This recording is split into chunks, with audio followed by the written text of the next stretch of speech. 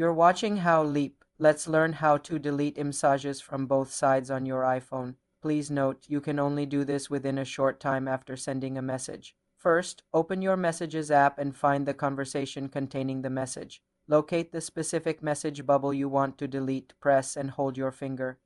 Directly on that message bubble, a menu will appear. From this menu, tap the option that says More. You will now see small circles appear next to several messages. Tap the circle next to the message you are deleting to select it. Now, look at the bottom left corner of the screen and tap the trash can icon. A critical pop-up will appear with two choices, delete for you and delete for everyone. You must select delete for everyone to remove it from both your phone and the recipient's phone. Tap this option. The message will then be unsent and deleted from both devices if the recipient is also using iMessage and is on iOS 16 or later. Remember, this only works for messages sent very recently.